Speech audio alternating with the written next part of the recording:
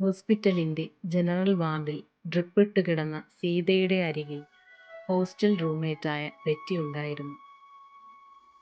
അവളുടെ മുടിയിഴ ഒതുക്കിക്കൊടുക്കുന്നതിനിടയ്ക്ക് ബെറ്റി സീതയെപ്പറ്റി ആലോചിക്കുകയായിരുന്നു. ആരെയും നോവിക്കാത്ത, സ്വന്തം കാര്യങ്ങൾക്കുപരി മറ്റുള്ളവരെ പരിഗണിക്കുന്നവൾ. എന്നിട്ടും അവളുടെ വേദന കാണാതെ പോയില്ല. അവൾക്ക് ഒറ്റപ്പെട്ടെന്ന് തോന്നലുണ്ടായി കാണും. അതാണ് ഈ അവസ്ഥയിലേക്ക് എത്തിച്ചത്. സീതയുടെ അവസ്ഥയ്ക്ക് തങ്ങളും ഒരു കാരണക്കാർ ആയിട്ടുണ്ടാവാം. അടുത്തിരിക്കുന്ന ഒരാളുടെ ഹൃദയവേദന കാണാത്തവർ എങ്ങനെയാണ് നല്ല മനുഷ്യരാകുന്നത്? സ്നേഹത്തിനും സാന്ത്വനത്തിനുമായി കൊതിച്ചവളെ ഒറ്റയ്ക്കാക്കിയതിൽ ബെറ്റിക്ക് വല്ലാത്ത വിഷമം തോന്നി. ജോലി സ്ഥലത്തു നിന്നും പലരും സീതയെ കാണാനെത്തി. അവൾ ഒന്നും അറിഞ്ഞില്ല.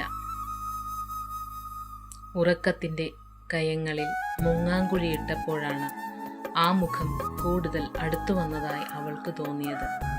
തൻ്റെ കണ്ണിലേക്ക് വളരെ ആർദ്രതയോടെ നോക്കുന്ന ആ മിഴികൾക്ക് നേരെ എന്തോ കണ്ണടയ്ക്കാൻ അവൾക്കായില്ല. മനസ്സിൽ നിറയെ എന്തെന്നില്ലാത്ത ആനന്ദം. അങ്ങനെ നിൽക്കുമ്പോഴാണ് വലിയൊരു തിരമാല അയാളുടെ ശരീരത്തിലേക്ക് വന്നടിച്ചതും അയാൾ അപ്രത്യക്ഷനായതും. അയാളെ കാണാത്ത ഞെട്ടലിൽ അവൾ ഉറക്കെ ശബ്ദമുണ്ടാക്കി കരയാൻ ശ്രമിച്ചു. രക്ഷിക്കണേ എന്ന് ഉറക്കെ വിളിച്ചു പറയാൻ നോക്കി. ഒന്നും നടന്നില്ല. വിയർപ്പ് കണങ്ങൾ അവളുടെ നെറ്റിയിൽ പൊടിഞ്ഞു. ആ ഞെട്ടലിൽ നിന്ന് അവൾ ചാടി എണീറ്റു. അല്പനേരം തുറിച്ചു നോക്കി. പിന്നീടാണ് ആശുപത്രിയിലാണെന്ന് അവൾ തിരിച്ചറിഞ്ഞത്.